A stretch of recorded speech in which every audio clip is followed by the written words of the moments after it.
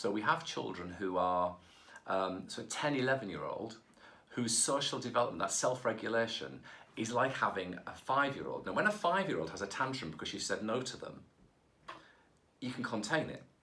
When a 10-year-old has a tantrum because they're developmentally at the same level, but you said no to them, but they're physically a 10 or 11-year-old, that gets misconstrued as this child is violent, this child there's some sort of special need behind the child.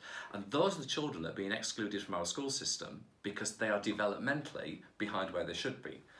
Now, for some schools where they're not used to children like that, that can be a real challenge for them. For us in our schools, we see that day in, day out, because that's the bread and butter of what we deal with. So what we've had to do is we've amended our curriculum and the offer that we have for our curriculum to make sure that we can meet those children's needs.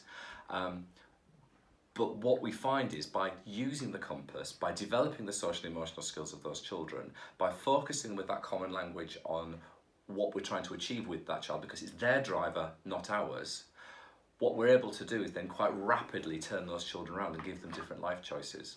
And we, at this school and the other school, we have children who are, when they come in, they come in significantly developmentally behind. So at the age of 2 and 3, they're coming in much younger than that. But by the time they leave primary school, they are at least average, and most of them are above average in comparing to their national peers.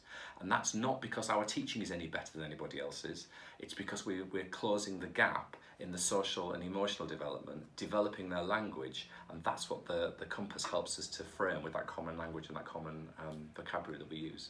So that's like the third piece of our jigsaw.